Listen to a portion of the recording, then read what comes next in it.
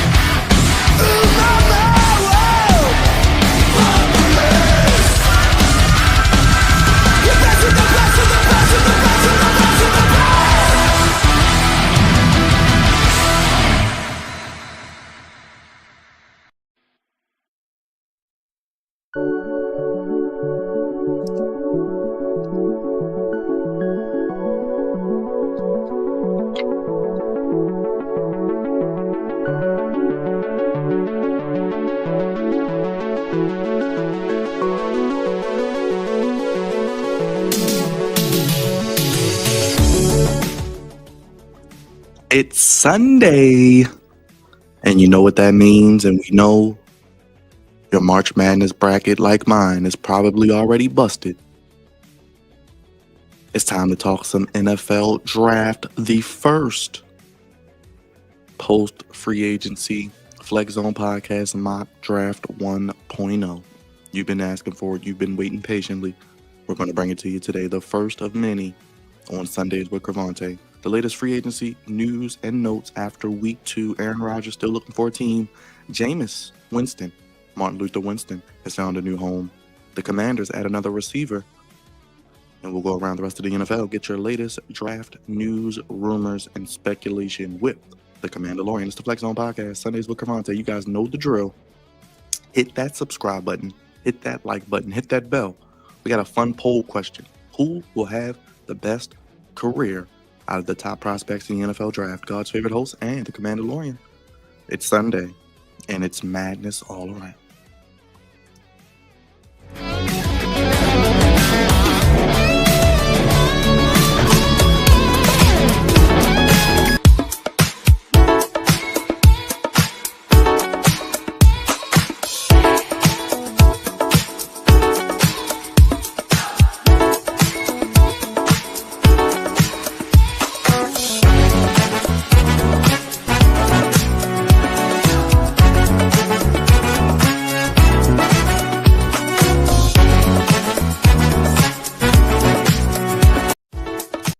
Sundays with Crevonte. It has a wonderful, beautiful ring to it, just like the good brother next to me each and every day here on the Flex Zone podcast. Only plays Crevonte, giving you that sports and mock draft coverage. How you want it? When you need it. Joined once again each and every Sunday by the co-founder, the Commandalorian, the senior producer, and captain of the Goofy Ship, Crevonte, baby. Those haters can't stand us. Left hand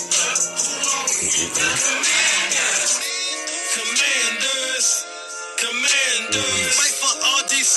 Who are You know, Crevonte, it's funny how quickly a week can change things because just last week we were singing their praises, but after last night, we got to bring it back. Come on now, say it with me. Everybody beats the Wiz. Stupid. Just stupid. Well, now that's goofy. Jam. Oh, jam. Crevonte. This is the early stages of a rebuild, so I don't. My hopes are not high at all. We do have some really good talent though. Just allow them to build chemistry and develop together. But it's definitely going to get uglier before it gets better. So this is it getting uglier part still. So it is what it is. But give them an off season. Hopefully we can add another key player in the draft. But it's for now. It's going to be a little on the ugly side. And Crevonte, when you hear this sound, what goes through your mind? It's that time. It's that time where organizations add players that make them better, man. And a lot of young men's dreams are come true after they hear that sound. So it's gonna be great. It's gonna be great. It's gonna be in a different location. Apparently they're on the road now, so it's in Green Bay, which is kind of interesting. But it is what it is. Same feel. Yeah, I think the next two, Green Bay and Pittsburgh, Crevonte. So plan your draft plans accordingly. But rumor is, Crevonte, here in Baltimore, they're trying to get the draft, hence the renovations, hence the things that you do in your regular day-to-day with the city, trying to get the draft to Baltimore, which I think could happen in a few years. So hopefully maybe something to look into, and in a couple of years we'll be there. So I would say yeah. By time they set that up, because they do it well in advance as far as the year. So shoot, maybe we could make some things shake. Get our guy B Scott on the line.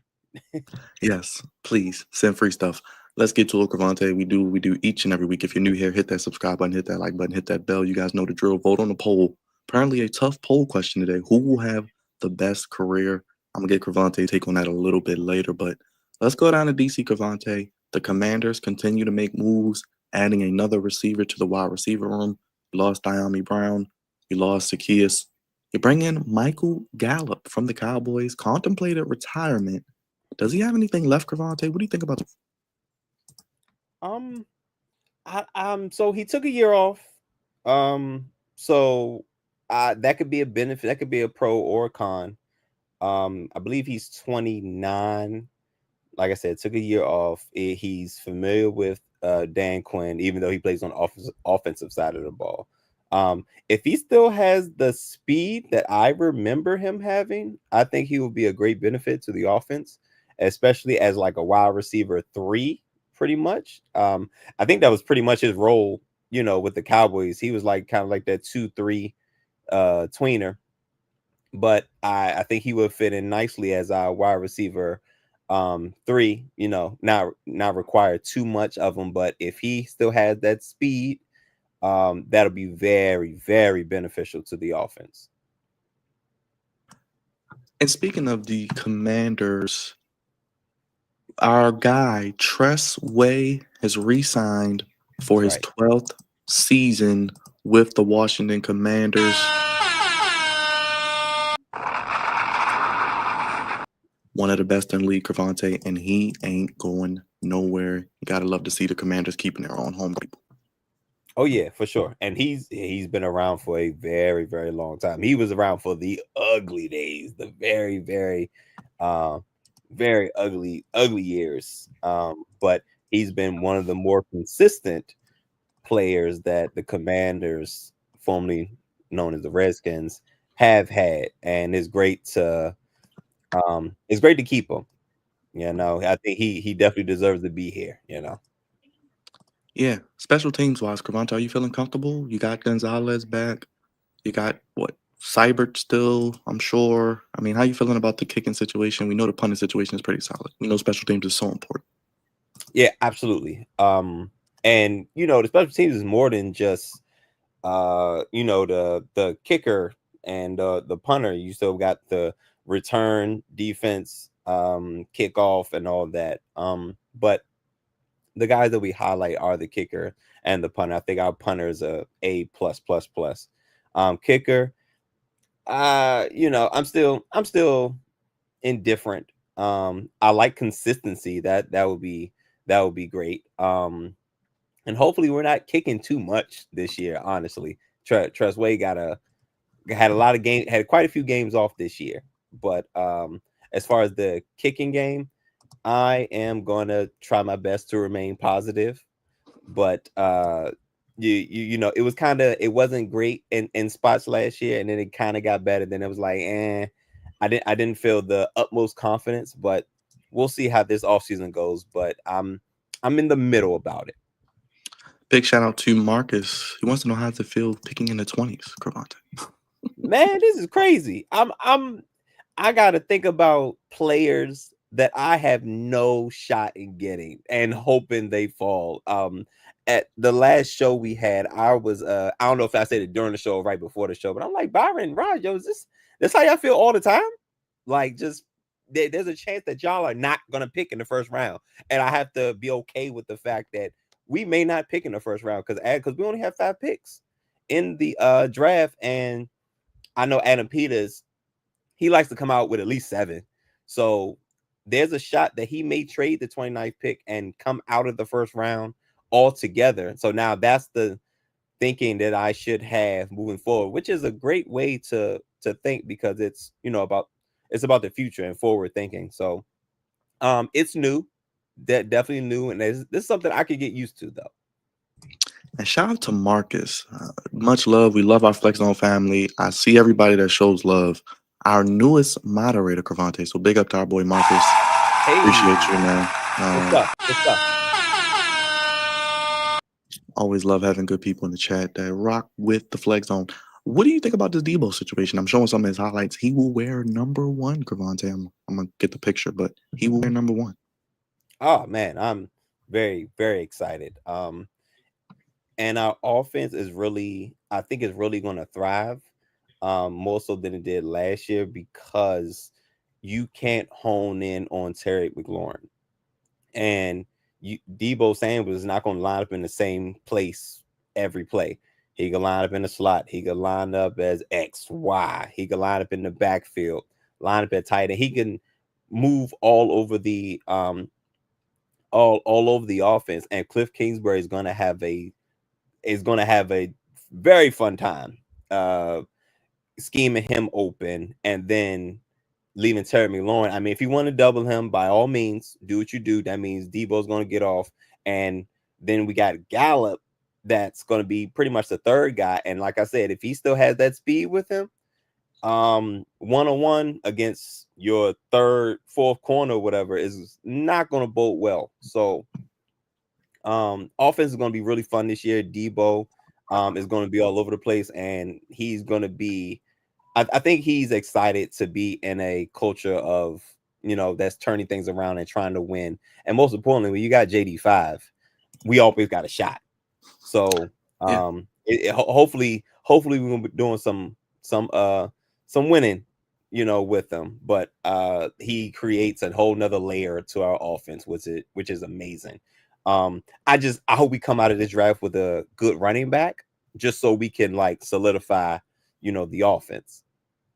Re-signing Cleveland Farrell and Trent Scott, so offensive and defensive linemen, and you bring in also Dietrich Wise Jr. A lot of people may not know the name, but a good rotational piece. We gotta have depth, Crevonte. You always gotta have depth. I always say that. Listen, that's one of the underrated things that the Eagles have done very, very well with like Jalen Carter, Jordan Davis. They have a lot of guys. Williams that got. Oh no, I'm sorry. Was it Milton that just left the Eagles? Yes. Because I'm getting mixed up with Mikael Williams that we just talked about. The profiles are coming out soon, but I know we talked about him last night recently, but they had a lot of guys on the D line and they keep them fresh. When you're able to not be on the field for a long time, you're able to keep D linemen fresh and be able to rotate them out. That's when you get the best out of your defensive line, and that's why the Eagles had one of the better, if not the best, defensive line in football. So depth, efficiency, and production is pretty much the name of the game. Jonathan Jones, another corner. You never can have too many corners. Never can have enough guys that can rush the passer and never have enough guys that can cover. Never. Yes. Agreed. So he's probably going to be on the outside. I would like to still add another guy to the cornerback room, maybe another young guy who can play on the outside, and Jonathan Jones can play on the outside. So pretty much Lattimore, Sanderstill, and Jonathan Jones at corner. But Jonathan, I don't know if he'd be there full time or if he'll be a rotational guy. Either way, I'm good with the signing because again, need depth. Depth is absolutely needed, not just for injury purposes, but just to keep people fresh. Look at Adam Peters, man. Pretty fly there with the hoodie and all that. Nice to see. Dan Campbell with the hat backwards. Oh, you know he gonna have that hat. He gonna have the hat turned backwards. That's how DQ get down. I would love to see them. If we get like some type of behind the scenes in their war room, that's I think that'd be must see TV, guys. That absolutely must see TV. How do you feel about Debo? Does he look chunky to you? I know there's a video going there. I'm not here to judge another man. I don't care. I like a good cheat day every now and then too. We always play the soundbite. No bread, no water, just meat. We like good food on the Flex Zone. Does he look chunky to you? I mean, because people say he looks bad. He looks like Debo from Friday. Rest in peace, Tiny Lister. But jokes. I mean, I am not worried about that man and how he looks. I think it's the offseason. Now, listen, his offseason started a little bit sooner than everybody else's offseason with the 49ers because they didn't make the playoffs. They wasn't really good this year. So his offseason probably started a little sooner than he probably wanted to, than he anticipated. So I'm not looking too much into it. I know he's motivated and he's going to get him. It's March. Before we know it, it'll be time for OTAs, then training camp. And I think he'll be in shape in time for when he needs to be in shape. I'm not worried about how he looks in March. Real quick, another addition, Nate Herbig, former Steeler. Never gonna have too many offensive linemen. Nope, never had too many guys that could block, man. Look, it's depth is the name of the game. And he may mess around and start at right guard for us until our guy Sam Cosmi comes back, because with his injury, he got hurt in the playoffs. So, and I believe he tore his ACL. So he's going to need at least, I'm thinking 9 months between rehab, recovery, and all that, and being able to get back on the field. We may not see him till maybe the end of October. So we're going to need somebody for those, 7-8 weeks that Sam Cosmi is going to miss. And there's a chance he could come back sooner, but I'm not rushing him. I want him to be, at 100% when he comes back. So I'm not rushing him, but he can slide in at right guard and hold it down until Sam Cosmi comes back. And then he'll be another depth piece. Because he was going to start for the Steelers before he got a season-ending injury before the season even started. I don't know if he's going to play center or guard for them, but he was going to be a starting offensive lineman. So I think he'll be a good depth piece for us. Will Harris, the safety. I know Eddie Goldman and Dietrich Wise. I'm just trying to hit everybody because I know we missed a few under the radar re-signings, and as well as Foster Sorrell, another lineman. So depth is the name of the game. Absolutely, depth and competition. Depth and competition is what we're looking for. I think Will Harris is an underrated signing.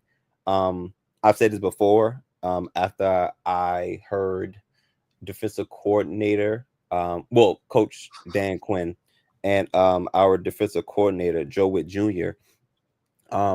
He is about arriving violently to the ball. That's Debo right there. Yes. Arriving violently. And Will Harris, who was a former teammate of of Lattimore in New Orleans, he comes with a lot of violence. And I think he is a guy that Joe Witt Jr. is gonna have him all over the place. I'm not sure if he's gonna straight up start at safety, but he's at least gonna come in as like maybe a third safety and be a rotational piece. But he brings a lot of violence with them, especially in the running game. So we can always use one of those. And then picking at 29, Crevonte, like I said, a lot of defensive depth. Oh, Noah Brown re-signed also. Can't forget him. Good piece for Jalen Dames. Yes. So he was actually the number 2 guy, pretty much all the way up until he got hurt. Cause he caught the Maryland Miracle, you know what I'm saying? And then, but he got hurt soon after that. So he was playing as a wide receiver 2, and now he will be probably more of a wide receiver 3-4. He will probably him and Michael Gallup will probably be in a competition for that 3rd spot. But again, depth, competition, that's what we're all about. Remember, we're still churning over this roster from the Ron Rivera era. So I think this is a good way to do it. All right. Well, that was our Commander's Corner for the week. Crevonte, let's get to the main event. The guy we love to talk about, the ayahuasca enthusiast, the sage connoisseur, one of the greatest quarterbacks of all time, regardless, Aaron Rodgers. Alex wants him to retire. Everybody's asking what's going to happen with that whole saga. So the Vikings are officially out on Aaron Rodgers, and the Steelers, who I predicted he would go to, and the Giants are the favorites. The Giants also signed Martin Luther Winston, aka Jameis Winston, if you're new to the program, to a 2-year, $8 million deal as well. Crevonte, how do you feel about this whole Aaron Rodgers thing? I mean, is he going to? What is he doing? Because it's only 2 places he can go at this point. Right. I don't know. And Aaron Rodgers is not the type of guy who you want on your team, because how he feels is always up and down. You know what I'm saying? Even in his the end of his tenure at Green Bay, he was like, "Oh, I don't know if I'm gonna retire or not." He got to go to a dark cave and think. That is too much. We trying to play football, man. Hey, are you still in it or you not? That's all we are trying to figure out, and all we're trying to know right now. And it's too much. It's too much in between, man. It'd be crazy for him to go to the Jets and then the Giants. That'd be kind of crazy. But it looks like the favorite is the Steelers, and which you would hit the nail on the head again, Byron. But the Giants should probably stay away. Or then again, you're in my division, so I don't think it's going to help you much. So sure, come to the Giants. I don't care. But I think it's he's favored with the Steelers right about now. And the Giants have a top 3 pick. So, and they got Jameis Winston, who you could still bring in a rookie quarterback, maybe a Shedeur Sanders, and he doesn't have to play immediately. Because Jameis Winston would be your, week 1 starter, and then you can slow roll Shedeur Sanders if you want to go in that direction. So Aaron Rodgers is not a need at all. So the Giants should pull their name out the hat as well. Make sure you guys hit that like button, hit that subscribe button, hit that like button, hit that bell. I'm sure you would love to see Commanders and Giants, and you would see Jameis Winston as the starter. Crevonte, I'm sure you would love that. Come on, man. James Winston on the James Winston got a personality free agency, on man. him. I'm a free agent. I really don't got no job. Who's to sign me in free agency? And he said the New York. Giants. Who? Okay, brother. Thank you. Ain't that crazy? Say Sean Barkley said that. Say Sean Barkley said that, you know. So yeah, man. Look at that, man. So listen, Aaron Rodgers would be a terrible fit for everybody. So I don't recommend anybody get him, but Steelers, I guess you can take him. I mean, it'll only be for a year, right? Yeah. I don't see anything more than a year. Not run for mayor. Mark is wild. Let's get to that quarterback situation because I wanted to speak on that also real quick. To the point of Aaron Rodgers, there is speculation that Jackson Dart is rising up draft boards too, Crevonte. The Jets are talking about him. Could he fall to the Steelers? I could see that happening. What do you think about the potential of that? I mean, I know they signed Justin Fields. Could this happen? Could the Jets be that goofy and go reach for another quarterback? I'd hope not in the first round. Jesus Christ. I think that'd be very, very goofy. But again, I guess that would be right up the Jets' alley, right? I've been hearing, pretty much since the season ended, I've been hearing his name like pop up more and more frequently. Honestly and truthfully, I think he's going to be there for the Steelers to pick at 2020. When would they pick at 21? They pick at, let me make sure I get my numbers right. I believe they pick at 21. Yeah, so 21. He's going to be there. So if you want Dart as a quarterback, and not even necessarily to like start right now, because they do have Mason Rudolph, if I'm not mistaken, on the roster. So Mason Rudolph can start, and you could bring Dart along, as you see fit. But I don't think nobody's beating down the door, for Dart. So the Steelers can pick him at 21 without any interference, because I mean, I've seen some mock drafts where they have Shedeur Sanders falling, and I'm like, wow. I say, whoa, that's crazy. But I think Dart will be there for the Steelers if they want him. Another quarterback, because we're about to get into the mock draft. I know we got the title. We're going to work our way into it. We got to get a little appetizer before we get to the main course. So I appreciate everyone being here. Real quick, Shedeur Sanders is the presumptive pick for the Giants at 3, according to a lot of metrics. So 35.6%, because we do think Abdul Carter and obviously Cam Ward will be off the board. So at 3, do they take Shedeur? Does he join the NFC East? I think so.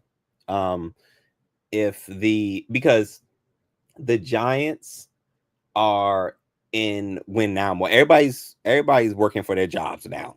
This is Daboll's last shot, GM's last shot. If they are in fourth place in this division, they're cleaning the house. So Jameis Winston is probably not the guy who's gonna save your job. Who knows? Shedeur Sanders may not be either, but we know what Jameis Winston gives you. So I think they're probably going to take Shedeur at 3, and then Shedeur will probably start maybe 4 weeks, 4 weeks into the season or so, and then the Giants will go from there. Then we'll see how him and Malik Neighbors' chemistry could get going. Or who knows? He might even beat out if he pick him at 3. He might beat out Jameis Winston straight up. But they're playing. This is their last year, so it's either hit or they're fired, pretty much. I want to talk about another quarterback real quick. We'll get to the profile a little later, but Jalen Milroe, Crevonte, ran a 4.37 according to people there. A lot of buzz. I've even heard rumors that maybe the Steelers could see a like Lamar Jackson type quarterback in him because of the speed, just because of that 4.3. And I thought personally last year he was someone this year that was going to be in the Heisman category. Started off the year pretty good. Then he kind of regressed Not a first-round quarterback anymore, unless someone reaches, in my opinion. But what do you think about Jalen Milroe maybe falling to a Steelers or someone in the second round? It'll be the Steelers have some thinking to do then. I don't know where the Steelers pick in the second round, but this may be at a time where you may want to may want to trade up. Or blow the whole draft up and pick him at 21. I don't know how your big board lies. Speaking about the Pittsburgh Steelers, but if you think that of him, take him at 21. Don't even. And I was talking about Dart because Dart is a name that I keep hearing, but if he got that type of speed for real, take him at 21. Who cares? You know.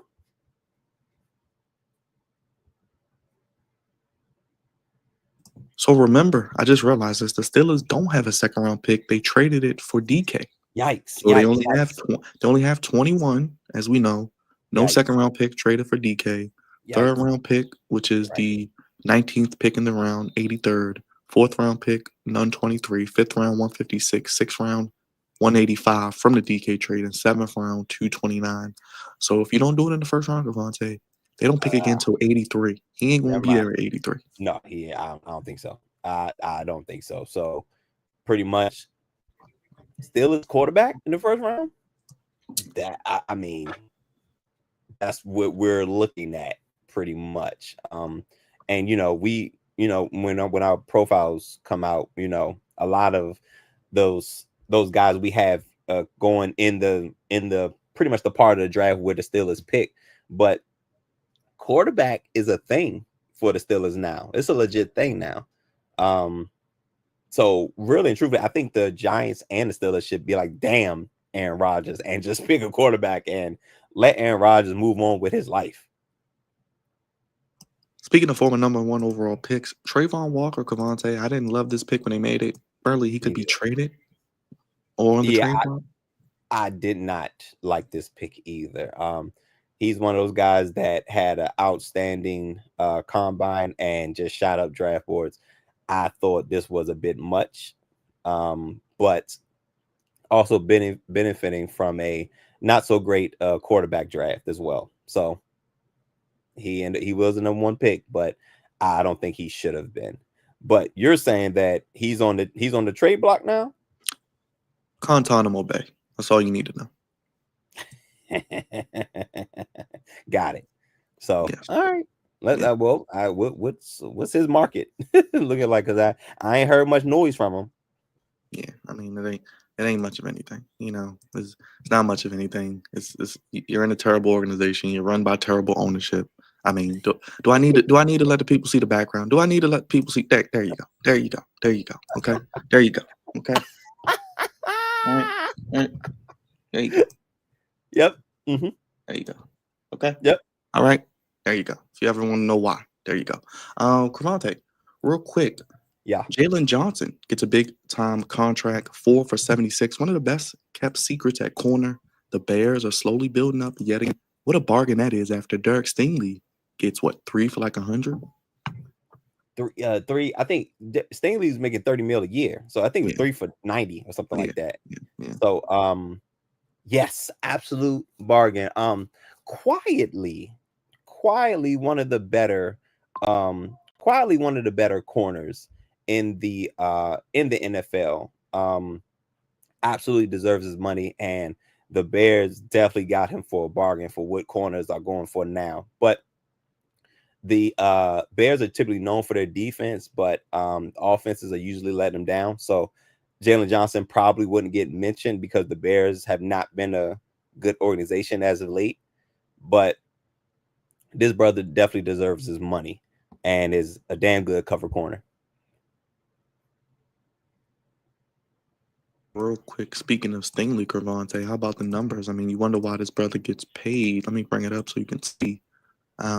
47 tackles, 5 interceptions, 47 passer rating, 10 PBIs, only 38 receptions allowed. So getting the job done is Stingley. I mean, he's been balling since he was like 17. Remember, he was at LSU going against Justin Jefferson and them boys. Absolutely. Them LSU Tigers are some ballers, and they some money getters. You know what I'm saying? Florida survives. Woo! My heavens, because it was shaky. It was shaky for a minute. But yes, Derek Stingley pretty much has been good since day one at corner, and definitely one of the better corners. He's now the highest paid cornerback in the league. I believe he's making about 30 million a year. I think it was 3 years, $90 million or something like that. Absolutely well deserved. Coach DeMeco Ryans is doing a hell of a job with that defense. I remember they made them back-to-back picks. With was it Will Anderson and Derek Stingley, I believe. Stroud and Anderson, and then the year before that was Stingley. Right. So yep, Stroud, and Will Anderson, and Stingley was the year before that, right? So DeMeco Ryans, I think he knew what he was doing. I think he knew what he was doing with this one. Just pairing up Will Anderson with the likes of, Derek Stingley on the outside. Really good on the outside. Not many guys who you can leave on that island, but he is one of them. And you look at the defense. We know we love DeMeco, Will Anderson, Daniil Hunter, Azeez Al-Shaair, Henry Tola-Tutu, Derek Stingley, Kalen Bullock, C.J. Gardner-Johnson from the Eagles. Remember that.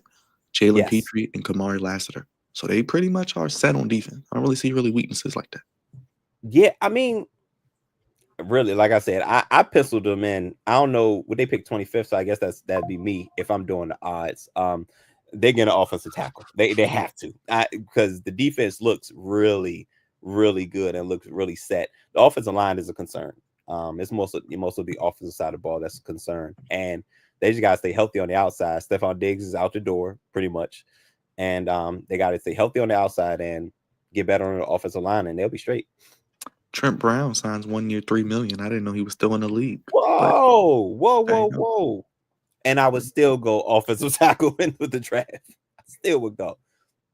A former Texan, your guy Stephon Diggs in New England did not get a deal. They're saying he's ahead of schedule though. So I don't know what that means. Everyone's ahead of schedule apparently. What do you think about that? Looking for a job. He's out here looking for a job at this point. He's one of those guys where you gotta be wary about Stephon Diggs, because when he has idle time, he get into some stuff. Yeah, if y'all don't know, he out there messing with Cardi B. You understand? So you got that. That's something you have to worry about. Not to cut you off, Crevonte. This could be a goofy of the week tomorrow. Just putting this in there. Apparently, speaking of Cardi B, her former husband, child's father, Offset, is apparently in the DMs of the therapist that was talking to Cam Newton. Indeed. Yep. Funny how that worked out. That is true. That is true. I can't blame the brother. I can't blame the brother. I ain't judging. I don't know in what regard. I'd be in the DMs too. I'd be in the DMs too, damn it. I don't know in what regard they were speaking, but yeah. So but Stephon Diggs, he's just looking for a job at this point. And you got to be wary of guys like that are when they doing their off the field things get intertwined with the on the field things, it gets kind of messy, which is probably why he's still looking for a job.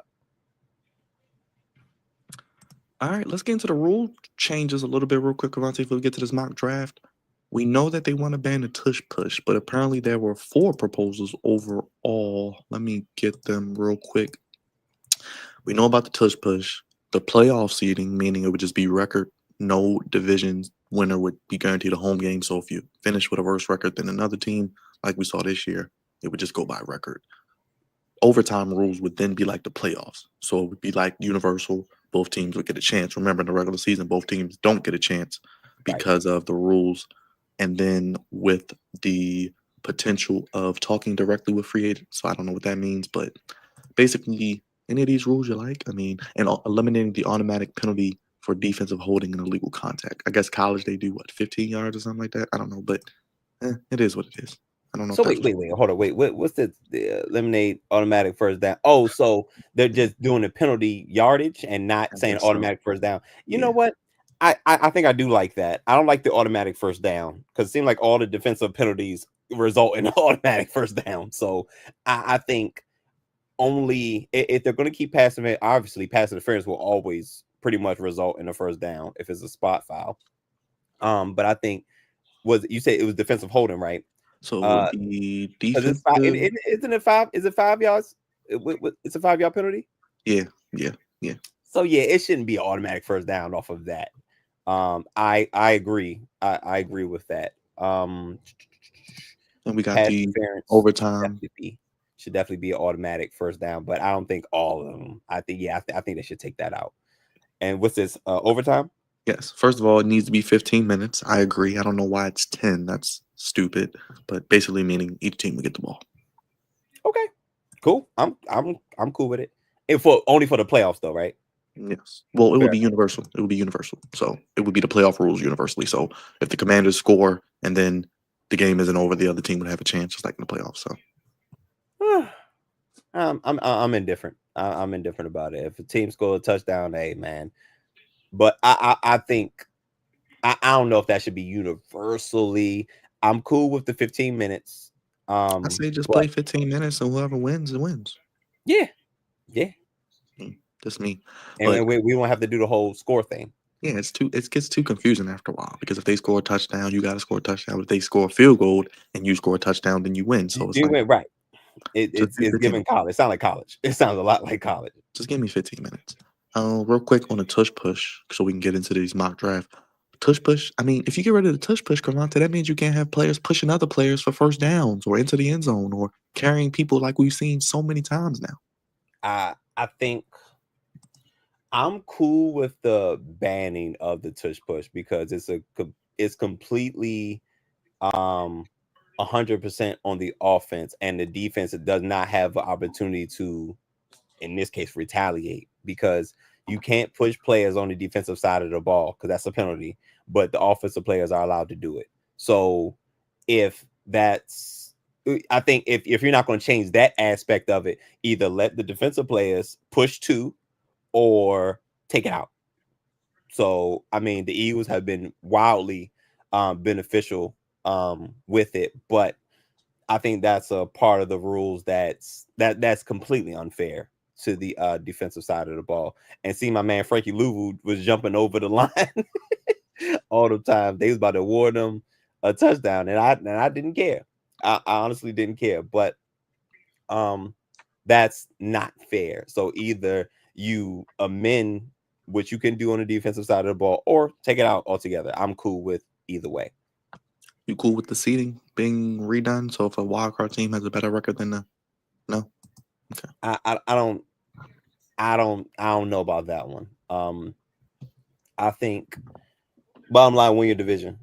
You win your division. That's the gift for winning your division, and I think it should stay that way. It's unfortunate because sometimes there are two teams that's really good in a division, and only one's going to get a home playoff game, and the other one is probably going to have to play against a team that has less wins than them. It happened this year. The Commanders had more wins than the Bucks, and the Vikings had to play. Did they play the Rams? I forgot who they played. Yep. But you know, the Vikings and these are all teams that had double digit wins. You know what I'm saying? But you got to win your division. I'm against. I would vote against changing the seeding. And I guess the kickoff rule is here to stay, by the way. Oh, okay. I'm cool with it. That's fine. And the Lions apparently ranked 26th in defensive holding and illegal contact. So maybe that's why they want to change. That's probably why. Then you'll just be teams holding just to get the yards. Now, yeah, I'm cool with that. It just shouldn't be an automatic first down. Yeah. It'll be interesting to see what they do with these rules and what changes, if any, with the owners meeting coming up I believe it's coming up this week. So we shall see.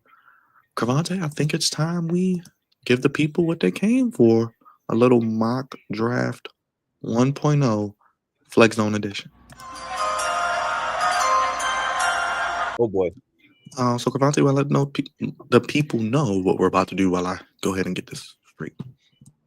So we've been talking about this for a couple years now. Usually we would get a couple of our guys together. We've done a couple mock drafts with disqualified opinions. Shout out to them. And we did ours live with all. Shoot, it was 4 or 5 of us. How many? It was a lot of us, but it was at least four or 5 of us, something Yeah. like that. Yeah, we had every base covered. And we would assign each person a team. So whenever that team comes up, you make a pick. Now we wasn't doing trades. That gets, that could be a little complicated, but and we're still planning on doing the big mock draft. But he was like, oh well, while in the meantime, let's just me and Byron do a flex zone, mock draft where he's going to do the evens and I'm going to do the odd number teams, and we're going to go back and forth picking players, give a quick reason why, how is the fit good, and yes, and we're not going to do any trades. He put it on slow so we could go. Okay, cool. That first time doing the shot. Yeah, trying to make it a smooth transition, everybody. So I know why y'all came here. We are not going to belabor the point anymore. Thank you, Marcus. Yeah, we're just trying to, give the people some new content. So shout out to Miss Queen, everybody in the chat. So Crevonte, I think we are good to go. I just wanted to, yes, we have to do things a little slowly sometimes, but Yeah, Marcus said pause. with that being said, Crevonte, you are on the clock with the Tennessee Titans in the first pick, my brother. And I think if you're good to go, we can, the pick is in. Is the pick in? One thing before we start. Yeah, go ahead. Are we doing what we think the team is going to do or what we would do? Good brother, I ain't never going to tell you what and what not to do. Yeah, I'm just trying to, whatever you feel. I mean, Okay. a little bit of both, because it's intriguing to see kind of what the teams will do and what we would do. So how do you feel, brother? Whatever you feel. Damn. So if I'm the Tennessee Titans right here, I'm trying to trade this pick. That's what I'm trying to do. I'm definitely trying to trade this pick. I don't think Cam Ward is going to change lives in Tennessee, nor do I think Shedeur Sanders is going to change lives. So I am actively trying to trade this pick. But how trades work. If you want to trade, you got to have a trade partner. And I don't know who has Cam Ward that high on their draft board. Maybe the Giants. I don't know, but for the sake of what we're doing, we're just gonna make a selection with the number 1 overall pick in this 2025 NFL draft. I'm going to say the Tennessee Titans are going to select Cam Ward, quarterback out of Miami.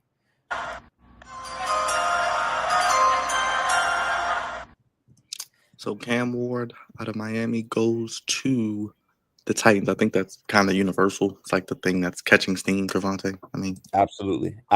And when you don't have a quarterback, you ain't got nothing really in the NFL. And Will Levis has proven that he's probably not it as your QB1.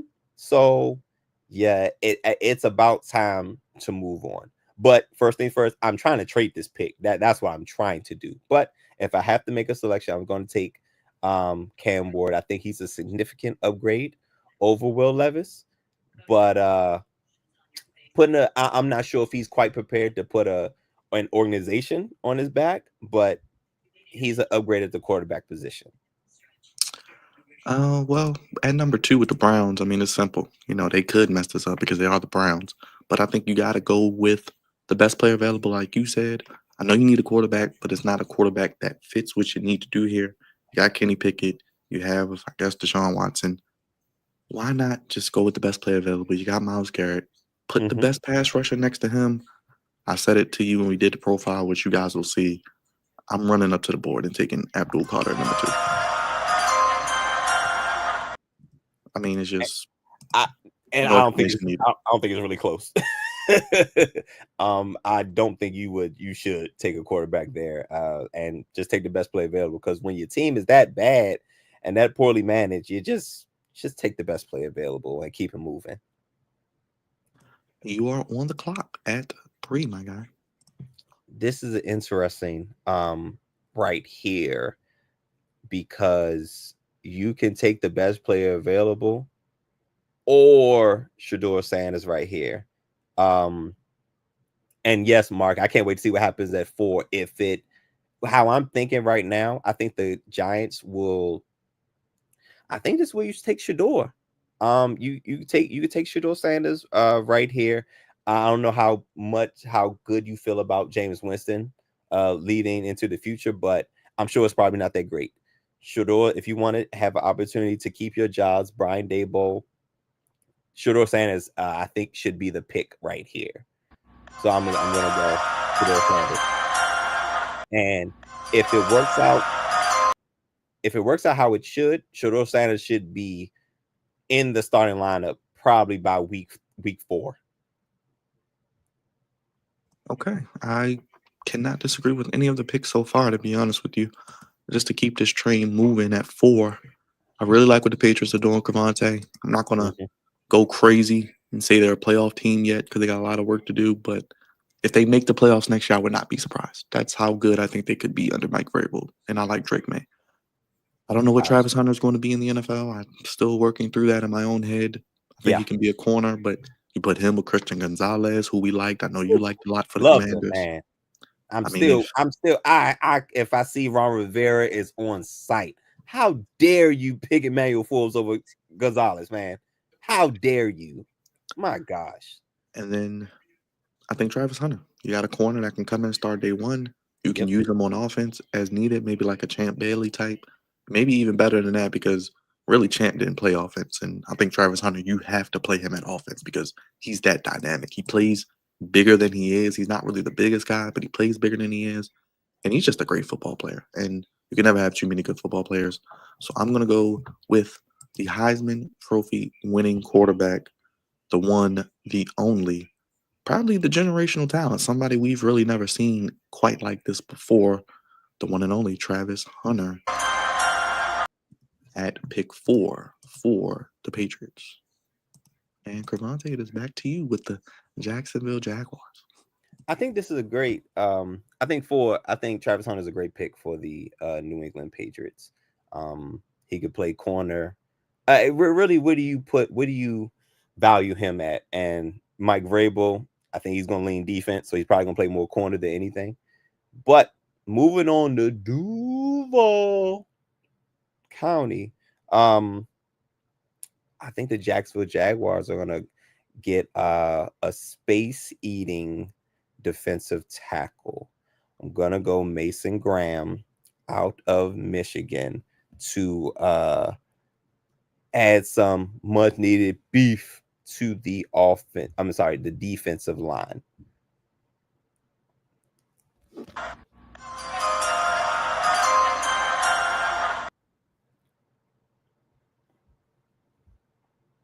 I'm sorry, I'm on mute. That's a good pick, Crevonte. It's a safe pick, but I think it's a pick that helps your team win. You need a good D lineman. He eats up space.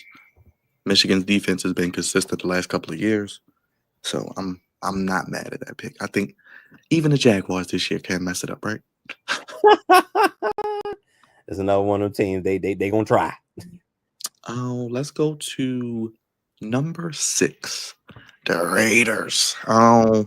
This is interesting because they have a lot of needs, Crevonte. There's a lot of ways they could go. I mean, they did trade for Geno. They did trade for. I mean, they did add some pieces on Jeremy Chin. That's what I was thinking about from the Commanders. My guy. Yeah. The best tight end rookie ever, Brock Bowers. We loved that pick last year. Absolutely. How good was he? You got Geno Smith. I'm going to make a Raiders pick here. We know they like the flashy name. They like the dynamic weapon on offense.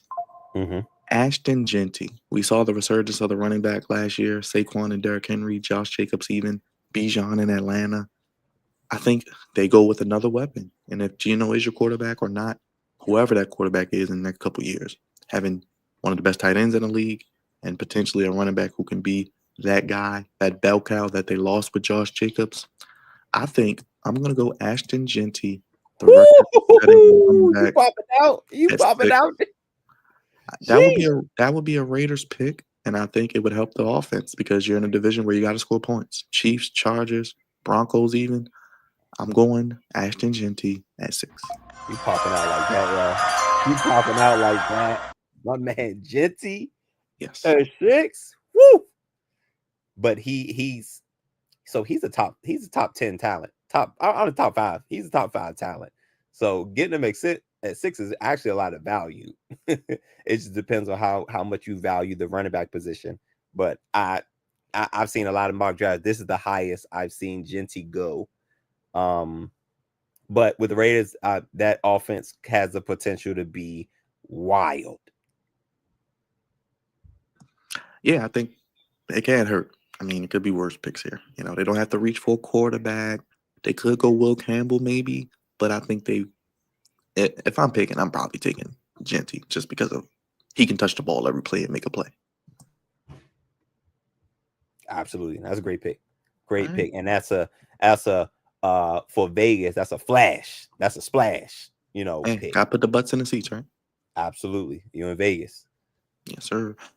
All right, Crevonte, you are on the clock with the Jets. Another New York team at your disposal. Listen, I don't think you should not be thinking too hard on this pick. If this guy is there, you calmly walk up to the podium and hand in the slip. You have to go offensive tackle right here. Will Campbell from LSU. You're just trying to solidify this offensive line, and you're doing a good job. So, for once, the Jets are finally doing something positive on the offensive line. And Campbell, he may not be your offensive tackle at the next level, but he could be an all-pro guard. Like, that's the type of versatility that he has. And if you look at the Eagles and look at the Chiefs. Offensive line, dominant offensive line, dominant defensive line. You gotta really work the trenches. And Will Campbell will be, I believe, a great selection for the Jets. I think, like I said, with the Jacksonville Jaguars, I don't even think they can mess this up if a guy like Will Campbell falls gone. I am intrigued by the Carolina Panthers at 8, Crevonte. Bryce Young showed a lot last year to hopefully be the quarterback of the future. Looks like they're going to give him every chance to be the quarterback of the future, which is good. He did sit a little bit, but it looks like it helped him. I think their coach is a good coach. Canellis from Tampa. Remember, he helped bring back Baker Mayfield's career. And I just think he can be. If you told me the Panthers somehow was in contention for the division next year, I wouldn't be surprised. I don't know, Nope. that might sound crazy, but I think they have that much potential. Now, there are a lot of ways we can go here with the Carolina Panthers. And I really think Bryce Young needs a legit weapon. And I'm going a little more flashy here. And I think Tyler Warren is a beast. If you have not watched this, brother, we'll talk about him. I think getting your quarterback a tight end, but who plays like a receiver, he can be like Brock Bowers, in my opinion. He's just as good, if not better. He is like that. And I say, why not get your quarterback a weapon? It's a scoring league. It's a passing league. I'm going Tyler Warren out of Penn State. Woo! He could come in and be in a contention for Offensive Rookie of the Year if they play their cards right. Sheesh. Man, oh man. So just because watching this flow is going to be crazy. Washington flow the night of is going to be crazy. But what I thought you were going to do, I now have the opportunity to do with the New Orleans Saints. I think that's an outstanding pick. Tyler Warren is probably either 1 or 1B, 1A, 1B when it comes to tight ends, especially in this first round. But man, I have the New Orleans Saints at 9. Shoot, man, I ain't Just gonna brought hold you, back man. Brandon Cooks, by the way. He's coming home. Listen, man, and I'm gonna add to it. I'm gonna add to the I'm gonna add to the wide receiver room, man. I jack up his first name all the time. I call him T-Mac though. If you go to wide number 10, T-Mac, I think he's gonna be that, man. He's big, another a big body. I believe he's about 6'4", 6'5", something like that. Went to Arizona.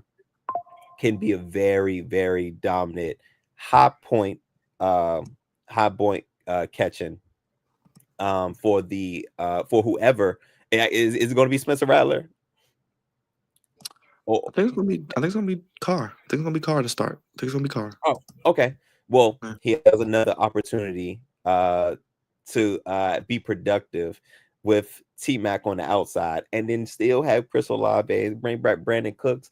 Listen, I think I've created a really good wide receiver room, and they get bigger. And it's always good to have a guy who you can say, "Hey, throw the ball up," and he's gonna come, and you feel good about him coming down with it. It's not a 50-50 ball in that sense. It's more of a 60-40, 65-35. And I have the phonetic spelling Ty Rowie McMillan. I think I could be wrong, but I knew it was McMillan. That's all I had.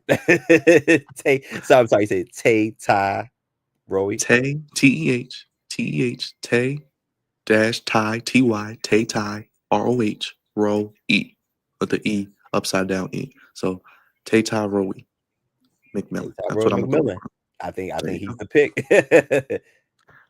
All right, let's keep this train moving. Number 10, the Bears. I mean, I'm running to the board. You got the best offensive lineman there. I don't need to waste too much time. Our man, Mimbo, out of Missouri. That's a great pick. Great pick. I mean, and that's what Ben Johnson loves. I think Ben Johnson will absolutely love that pick. You completely turn around the offensive line for the Bears. Yeah. Give the people what they need. Number 11, Alex, where you at? Your 49ers are on the clock. Crevonte, they can go a lot of ways here. They got a good pick. I mean, they're picking higher than usual. Yep. Let's see. Going to. So I think this would be the time where, see what their draft needs are. I know probably edge. They want to go. I think I'm gonna go defense. Okay. I think I'm gonna go defense with the 49ers. When I go edge, can I go edge with my man Walker, or should I go edge? You remember we were talking about Shamar. Shamar. Should I go Shamar Stewart? Sheesh. They're gonna get a good player. I think I'm looking. All right, so I'm going between Shamar Stewart, or Jalen Walker. Sheesh. I think Robert Saleh is back with the 49ers. So I think these are both tweener guys. Let's go Jalen Walker, man.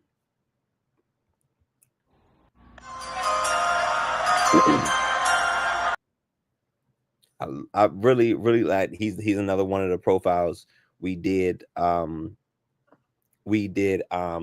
last night. Last night, and when it comes out, you'll see Georgia guys. I think when I'm going between Shamar Stewart and Jalen Walker, but I think when it comes down to it, I think I'm going Georgia. I think I'm just going Georgia over Texas A&M in this case. But I think it is between Shamar Stewart and Jalen Walker for the 49ers. Give me the dog from Georgia. That's my mindset, Alex. That's my mindset right there. All right, let's see. We are now at pick number 12, the Cowboys. Wow. The Cowboys. Interesting pick, the Cowboys.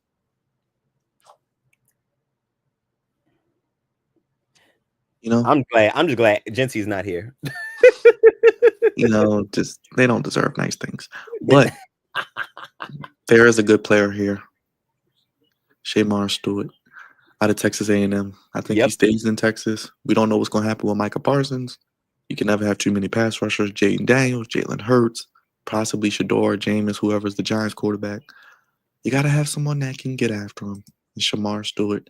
The numbers, we question, but yes, the pressure, he doesn't have to be the guy with Micah Parsons there. So maybe he can be more of what we want him to be. And I think you take Shamar Stewart here, and you could probably get the I mean, the Cowboys don't draft terribly. They actually draft okay for the most part. So I will give them a decent pick here. They go defense because their defense was terrible last year anyway. And they go Shamar Stewart with pick number 12.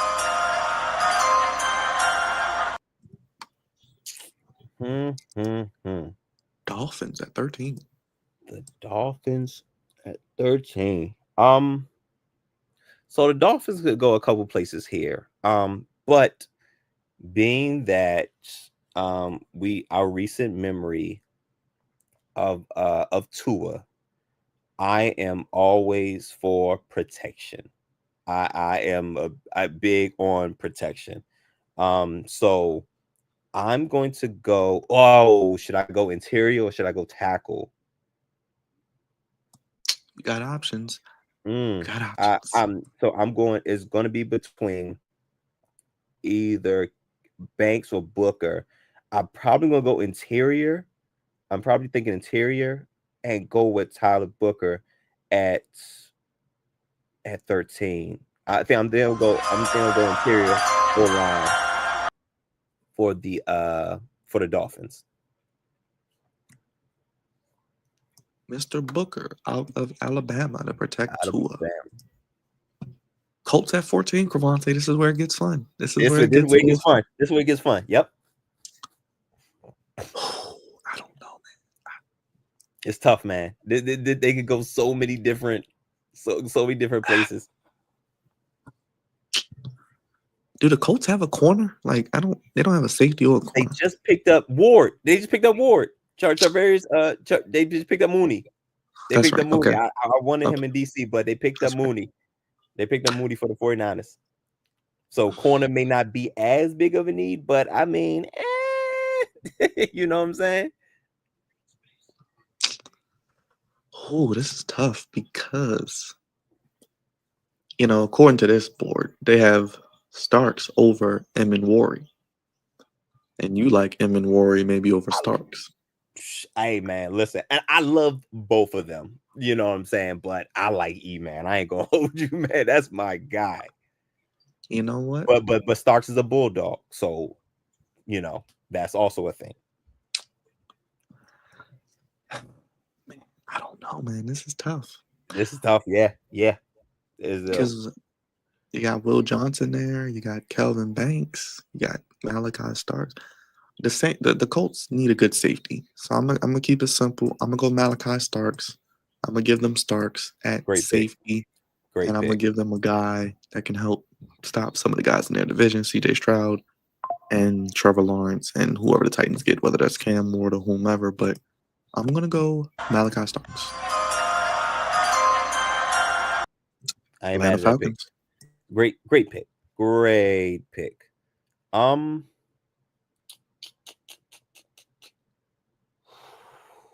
man. Interesting spot. Move up. Let me check out their needs real quick. I have a guy who I think I'm gonna pick just off. Yep, perfect. I knew it. I'm gonna stop his fall because this guy was actually rated to go with the earlier mock drafts. he was gonna go. A lot of my drafts had him in the top 10. I'm gonna stop his slide right now at 15, and I'm gonna go Will Johnson, cornerback, out of Michigan. This is great value pick because he has top 10 talent. So getting him at 15 for the Atlanta Falcons is, I believe, is huge, and it's the best play available, and it satisfies a need. Yeah, one of the best at his position, consistent speed, so he can do it all. Could be your cornerback. Number 1, Will Johnson. We go to Arizona with my guy Kyler, our guy Kyler, with Yeah. the Arizona Cardinals. You know, Kyler last year got his wide receiver 1. I think they need defense. I think they just need to attack their defense. Just keep adding to defense. They need an edge rusher. And Michael Williams out of Georgia. Get the dog sounds, because I think that would be a wonderful pick if he falls to them. And I think he could come in and help really be a good pick for them. They also signed Josh Sweat Crevonte, so can't have too many pass rushers. And I think this could be a situation here.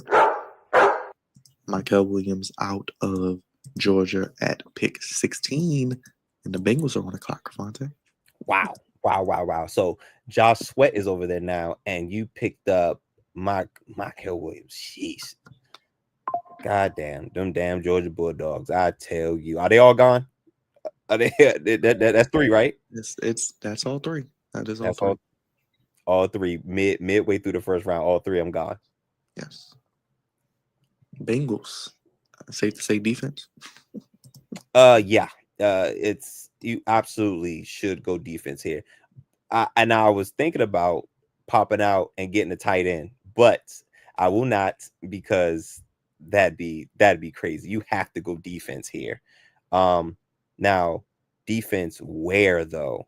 Should you pop out with James Pierce Jr., Nick man, Campbell? Sheesh, man. It's still some guys here, man. Mike Green still on the board.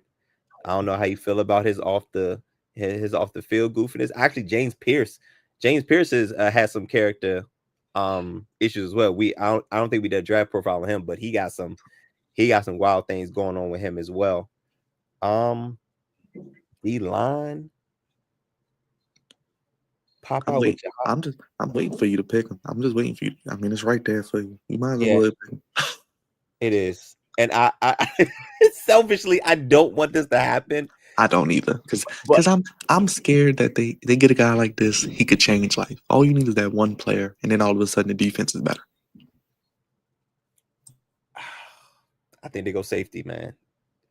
Okay. I think they go safety. I think they go Nick E-Man Worry at South Carolina.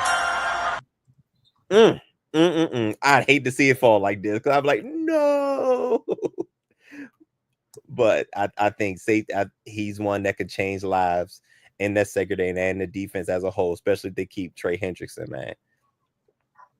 I agree with you, man. I don't want them to get it, but I feel like they're going to do some witchcraft again and find a way to keep some people and move some things around. So the Bengals, man, I feel like they're going to try to make a run this year. I don't know. As long as they don't, if they somehow don't start 0-2, 0-3, they're going to be in the mix. I'll just say that. Absolutely. Seattle, they're not really rebuilding, but they've added some veterans. Sam Darnold. They've added, of course, Cooper Kupp. They got some pieces. They need offensive linemen.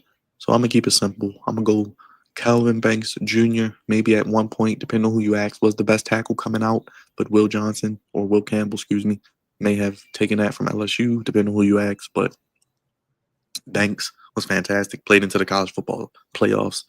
I'm going to go Calvin Banks Jr. They got our boy Cross out there a few years ago. Yeah. You get another tackle, or maybe, I don't know, can Banks maybe move to guard if needed? Sure. He's a big guy, so maybe he can. But I'm going to go Calvin Banks Jr. out of Texas. Also, your guy at that you picked at 10 for the Bears, he's a highly sought after lineman. Yeah, Mr. Mimble. Yeah. All 19, right. Tampa, Tall Bulls, your guy. Whew. Man, what their needs talking about? And they go corner, safety. I'm gonna E-Man just would say have definitely. defense. E-Man would have definitely been here if the Bengals didn't. If the Bengals didn't pick him, E-Man would have been right here. Year out and year in, Tampa's offense is one of the best. It's defense. G-line, no. All right. I think this would be a good spot to go. Our guy, Jahad Campbell. I think this is a good spot at linebacker.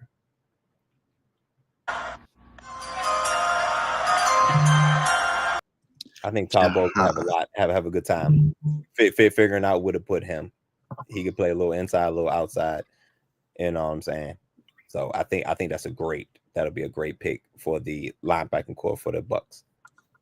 Yes, Jahad Campbell, linebacker, 2 A's. You know, if the board falls like this for the Broncos, I think they go crazy. I think they get their quarterback a weapon. I think they go a little flashy. They need a receiver.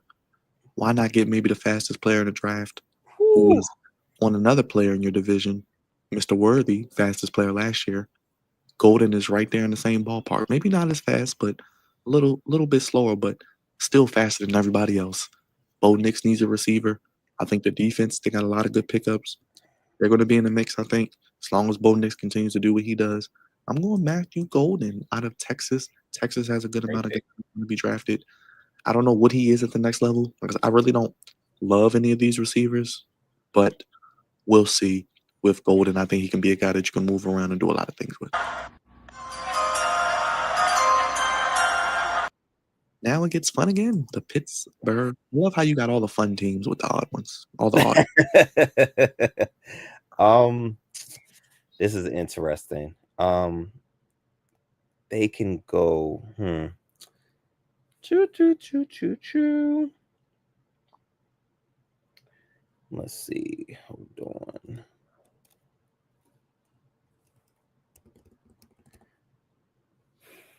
Go to offense. Go to the offense and go to quarterbacks. Is there a quarterback that you like outside of the top? I guess to ask you, out of the top 2, is there a quarterback 3 that you like? I've been getting some buzz about Dart, and you just informed me about Milroe. Honestly, at 21, it would be a reach. What's the next? It would absolutely be a reach, but your backup would be Aaron Rodgers. I mean, you have Mason Rudolph there, right? Aaron Rodgers is out there, but you got to have somebody for the future. So I'm gonna say, I'm gonna go Jalen Milroe right here.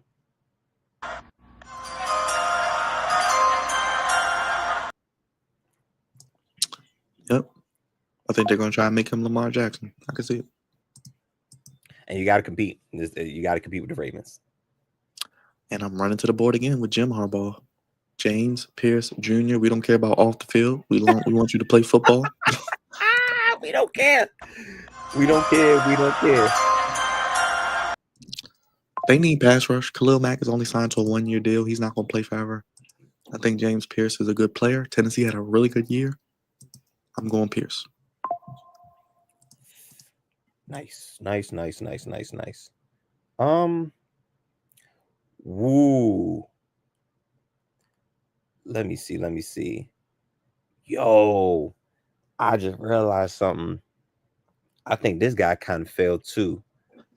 We said it though. We said it, and we say it every year. It's going to be 2 or 3 good players that fall. And you think about it. If someone does take a Milroe or Dart, that's going to shake up the entire draft. Absolutely. And who's to say that both don't get picked? Because there's always a team that trades back into the first round out of nowhere too to get that 5th year, Crevonte.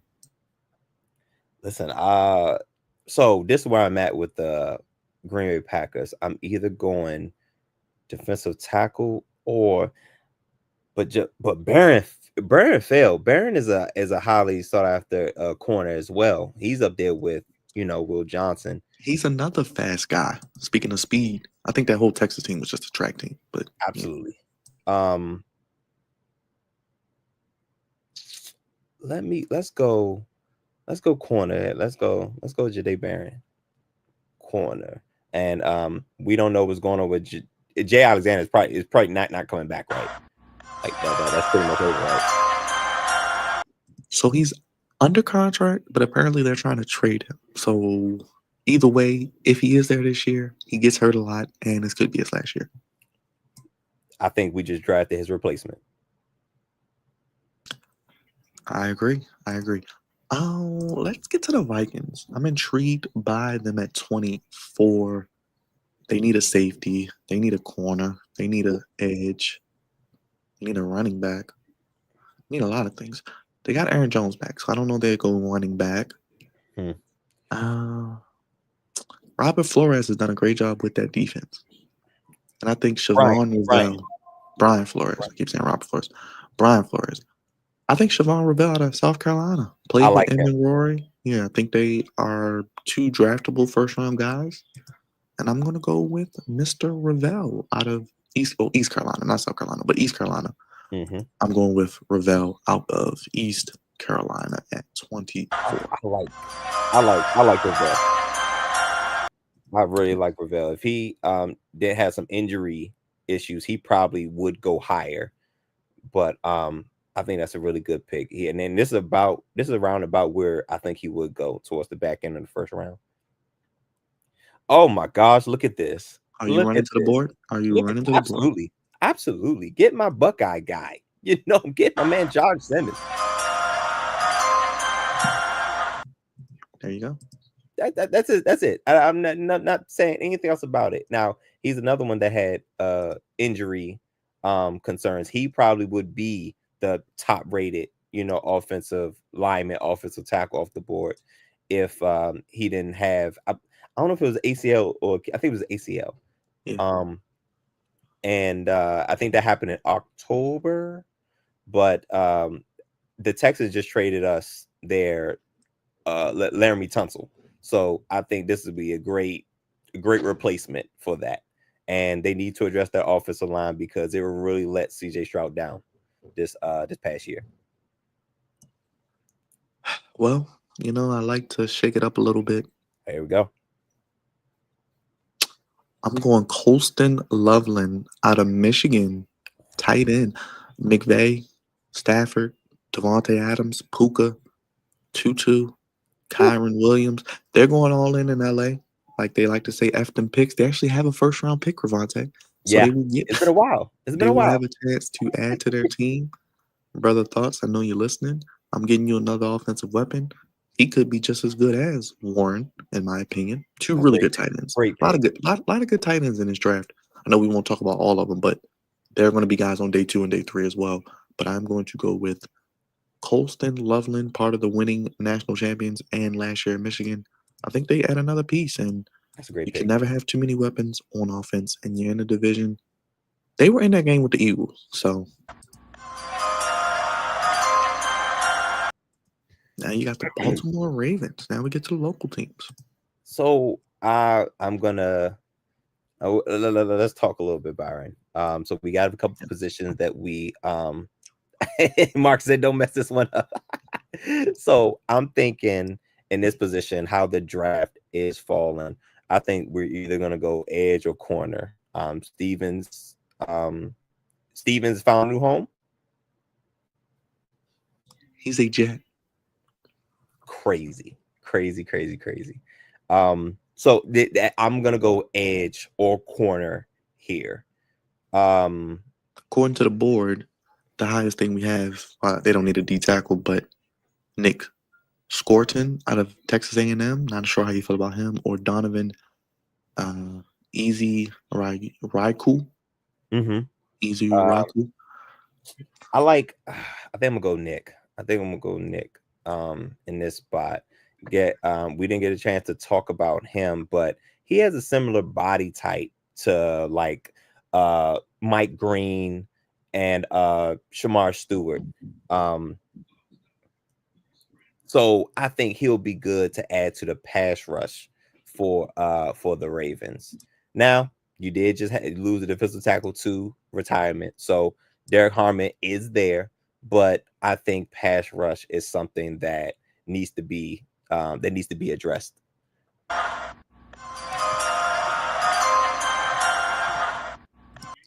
20 years old as well, Crevonte. So another Young guy. youngster. Yeah. We're making our way through down to the final few picks. 28, the Detroit Lions, who your team defeated in the divisional round. Where do they go? That's interesting. That's going to be interesting. They got options. They definitely got options. Could they go D line, wide receiver, corner? You probably done with corner right now. You'll probably wait to the second round for a corner. Safety too. Wide receivers are there. Edge is there. Where you going? Oh man, there's a lot of ways they can go with this. Yep. And I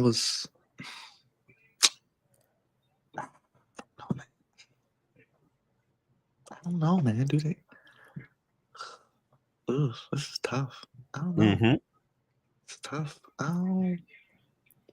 I like your Ohio State guy, Mister. I like your Ohio State guy. You put him with maybe, yeah. You put him with St. Brown and Jamison Williams, and Ooh. maybe you just add another weapon for Jared Goff. You made your strength stronger. I mean, you're losing your offensive coordinator. You need all the pieces you can have. I would say, why not go, Mr. Emeka? Another great Ohio State wide receiver, and it just never seems to fail. Listen, they have been working out. They have been working out really well. Wow. Now we're here. Byron, I was telling you when we were doing our draft profiles. Listen, man, he got some off the field things going on with him. All right. But I think he'd get on board. It's not often we pick guys out of Marshall, but go to defense, go to edge. I think you want your guy. You want your guy, Mike Green. We need pass rush help, man. I think we have a lot of depth on the defensive line, but it's a lot of guys who are ready to stopping the run, our run stuffers, because we got dog walk against the run last year. So we need pass rush help, but also, hey, man, listen, Omarion is a great fit. He's making me rethink this because I would love Omarion Hampton from North Carolina, but we need pass rush help, man. We need it bad. Honestly, right here, this would probably be a trade back scenario. Best case scenario, because my guy is gone. My guy is gone. Nick E-Man Warrior is gone. But I think Mike Green would be the pick here. How far down is Omarion Hampton?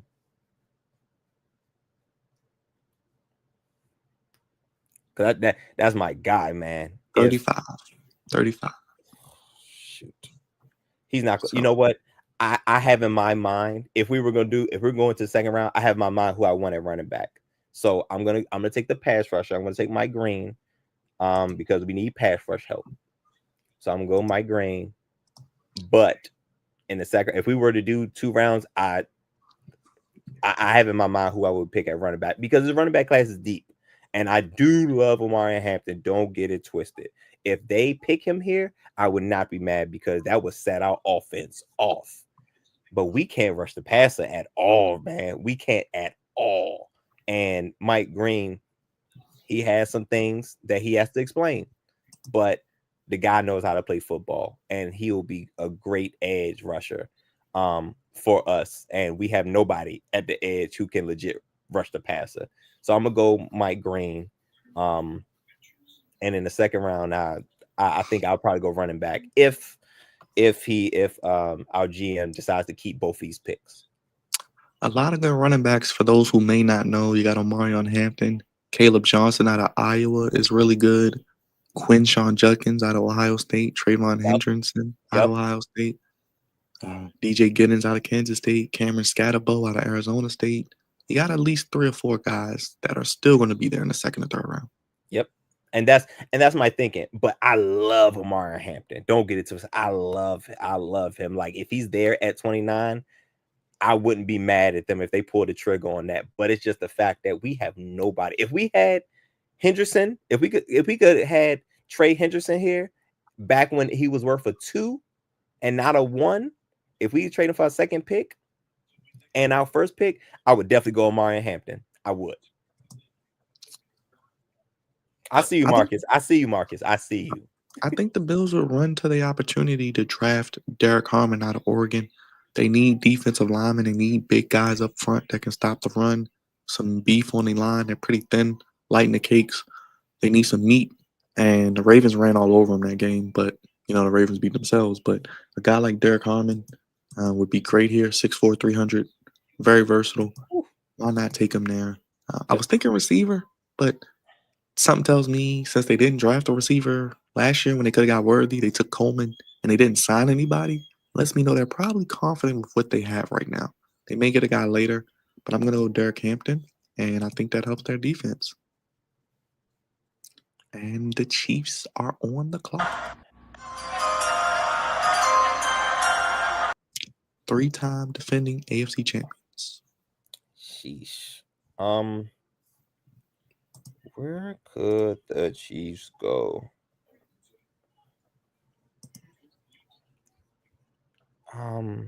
This is tough.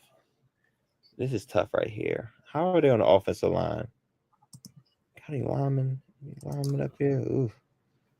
Gray Zabel out of North Dakota State, and Donovan Jackson out of Ohio State is there, but he's 36th. I think I'm probably gonna go.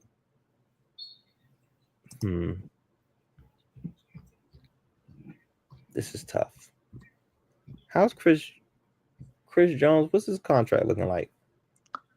I don't know. That's a good question. He can't have much more than maybe a year or 2 left. Can't be long. Well, Ohio State guys. Should we go interior D-line or interior O-line? You know what? They got their tails whooped so bad on the offensive line. I think you have to address the offensive line in some way, shape, or form. And I think I would probably go. But Tyleik Williams. Dang, but Williams is there though. Sheesh. Ohio State. What Marcus just said, just got an extension. Jones did after the last chip they won. I feel like he get an extension every year. Facts. So it's like they're just pushing out a year. So I don't know. Go great. I think we'll go Zabel. Okay. I think we'll go Zabel on the offensive line. And he can play, he can probably play tackle too, but he's probably a little bit better at guard. And remember, they traded Joe Thuney, so they need a guard. They signed the backup to Trent Williams out of San Fran, but they could use another piece or 2 on the offensive line. So Gray's able to protect the tribal chiefs, blind side, potentially or interior. Next to Creed Humphrey too, who stood there. So they got something there. The Philadelphia Eagles, the world champions, Crevonte. I know. Where would they go? Who knows? I mean, good Lord. It is still hella options. It's still hella options. Jesus. Well, they lost defensive linemen, so I think they're going to go Tyleik Williams, Ohio State. You ain't got to think too much on that one, man. Yeah, I think they go Tyleik Williams, and I think they. So there you go, our mock draft 1.0 post free agency, Crevonte. As you can see, the full report there. How do you feel about that first round? How do you think that went for the first time? I think that went about. I think the only crazy surprise was the Steelers. Me picking the quarterback. pretty much. You went Tyler Warren a little bit higher than I thought you would, but nonetheless, between Colston, Loveland, and Tyler Warren, they're top notch elite talent at tight end. So you're not gonna you're not gonna uh you're not gonna do that. So that gave that opened the door for the Saints for T Mac. So but I think the craziest pick is the Steelers pick. Yeah, I think it's going to be very interesting because after, I think if it does go chalk like we think with the top three, Ward, Carter, and Sanders, I think Hunter at 4 is a pretty much safe bet, and Graham at 5. I think the Raiders at 6 is where it gets a little fun. That's the splash. That's the big splash is Genty at 6. The wildest pick is the Steelers, and I think let's go underrated. What do you think is the underrated pick? If Mike Green falls to 29 to you guys, that would be wonderful.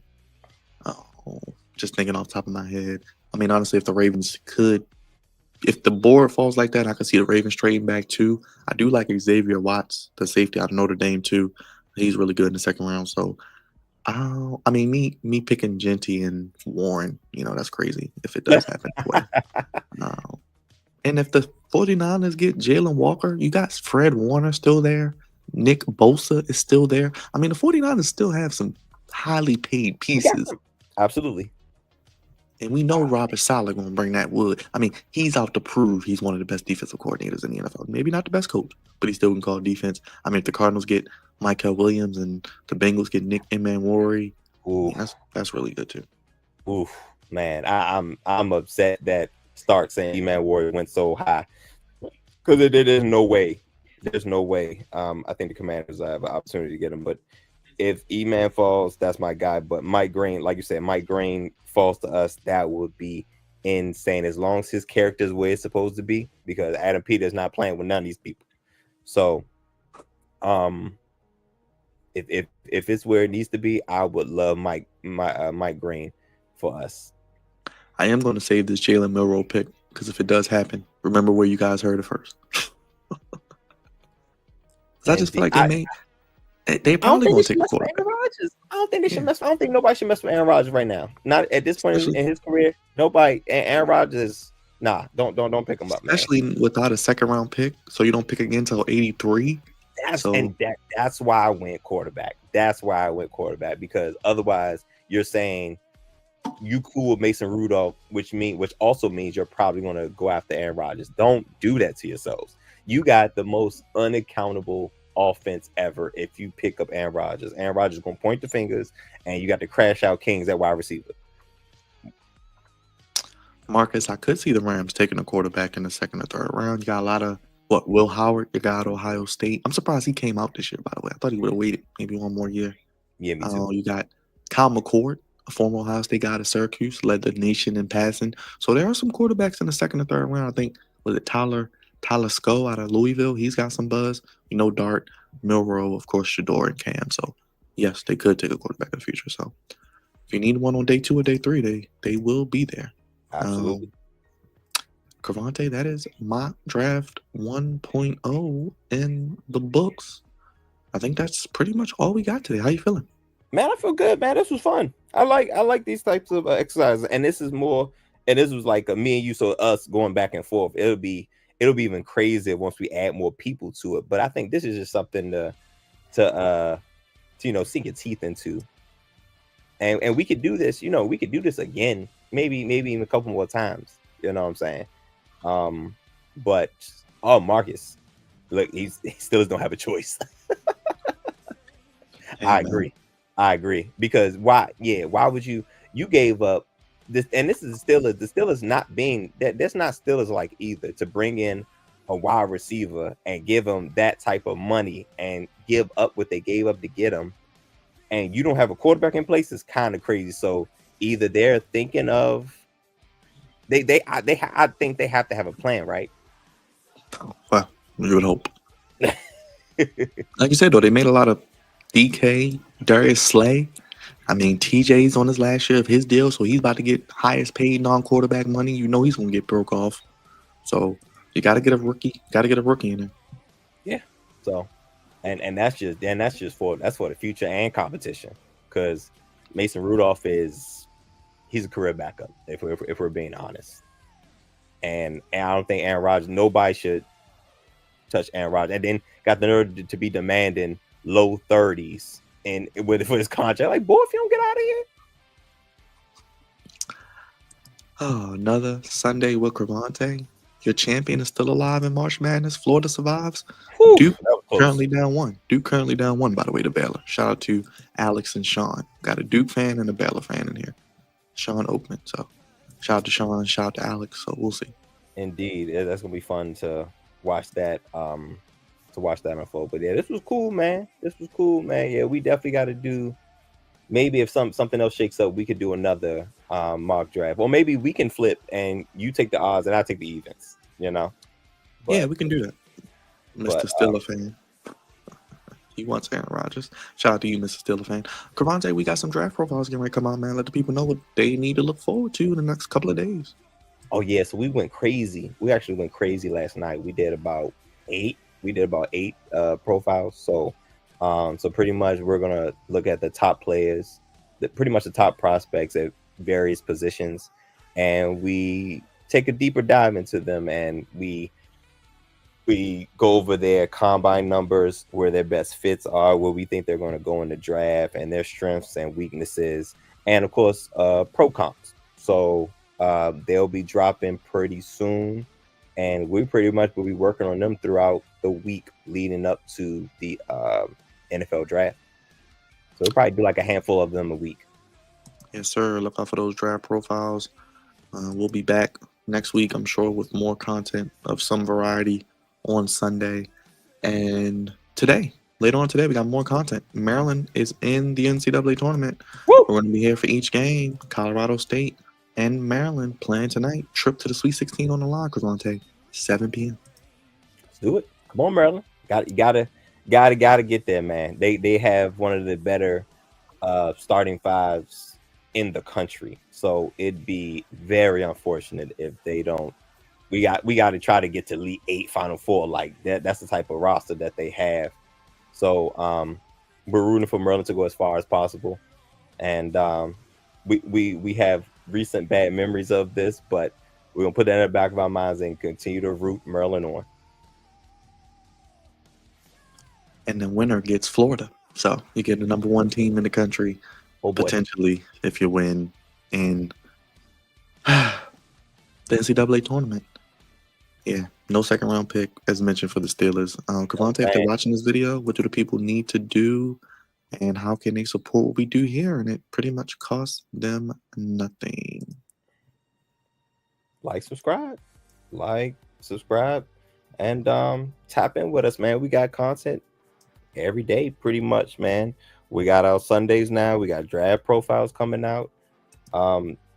My gosh, man, this is a great time. This is a really, really great time of the year. But subscribe. We love engagement. So tap in with us. Marcus was here pretty much the whole time. Alex, shout out to Sean. Mr. Stiller fan came in towards the end. Yes, those second round pick kind of the Steelers kind of got their hands tied pretty much. And check us out tomorrow. Wow. Tomorrow's Monday, right? Yeah, tomorrow's Monday. Yeah, so we actually got wrestling at 4 p.m. because our overseas still Crevonte. So happy hour wrestling. So 4 p.m. Monday Night Raw, and the Flex Zone at 10 p.m. So a little break in between. I love that. A little break in between. My heavens. Don't miss the flagship podcast tomorrow evening where all the guys are together talking junk, getting updates, a little this, a little that. So check us out. We're always giving you sports how you want it, when you need it. Yes, thank you all for watching episode 483 on tomorrow night, recapping the NCAA tournament, men's and women's, looking ahead to the Sweet 16, maybe some NBA, some NFL buzz, and of course, Goofies with Crevonte, and then Monday at 4 p.m., 3 p.m. Central. What is that? 1 p.m. West Coast, my West Coast folks, Pacific. Monday Night Raw. More John Cena as a bad guy, Crevonte. So, he fussed out a kid. Actually, let me show you the picture actually real quick. Oh gosh. Gotta give you my weekly update. Cuss out the kid. Let me see if I can find it for you. But that is tomorrow. As we are on the road to WrestleMania, Crevonte.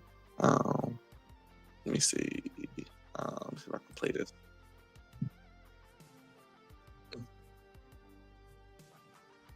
Is a toxic, dysfunctional relationship. What My heavens. have you done to support me, huh? I love you. Everybody, including that one kid right there, is a toxic, dysfunctional relationship. My heavens. What are we doing? What are we doing? What are we doing? He Gotta really love diving into this heel thing, man. He's really diving in, huh? You gotta love it, man. You gotta love it when they call out the kids, man. That you are toxic. Wow. Kid got all the stuff on. He's getting cussed out. Talking about he loves him. it's very Big Reg, what's up, man? Appreciate you. Shout out to Big Boy Talk. Go Thanks, subscribe to his guys. channel as well, man. We gotta get Big Reg on the show, man. Big Reg, man. Let us know, man. We gotta get you on here, talk some Ravens, draft, and all that fun stuff. Senior producer, co-founder, Crevonte, captain of the Goofy Ship. I'm sure Goofies of the Week will be hilarious as always tomorrow. I got this brother for almost 2 hours a day, so I'm gonna let him go. Crevonte, any final words for the people? Hey man, look out for our draft profiles. We'll probably have somewhere around 30 of them. Check out the Flex Zone Monday nights as always. That's when you get everybody at the same time. And a little John Cena chastising a kid. That's always fun. I promise you. You subscribe to us, you'll find something you like. I guarantee it. Oh man, you love to see it. Sundays with Crevonte, bringing brightness to the end of your weekend and starting your week off on a good foot with the Flex Zone podcast. Everybody in the chat, thank you. Raj, Big Boy, Talk, of course, Big Reg, Marcus, Pig 76, Mr. Stiller fan, Marcus as mentioned, Alex, Sean, Miss Queen in the building as always. Can't forget about her. Brother Thoughts, your Rams doing big things out there as well. And everybody else, make sure you hit that subscribe button, hit that like button, hit that bell. We will be here later for Maryland and Colorado State. So join me, live stream, watch along. We will watch it together and go through the highs and lows, Crevonte. So it should be fun this evening, 7 p.m. Thank you as always, brother. Appreciate the time. Always love doing it on the Flex Zone podcast. Only place giving you sports how you want it and draft content When you need it. We'll see you later for Maryland and Colorado State. Hit the like button, hit the subscribe button, hit the bell. We did the whole mock draft. Join us each and every Sunday. We do this better than anybody. If you haven't already, vote on the poll. Let us know who has the best career. Cam Ward, Ashton Genty, Abdul Carter, or Travis Hunter. And we gone. Thank y'all for watching. Have a good Sunday, everybody. We'll see you later for Maryland and Colorado State. Peace. Peace.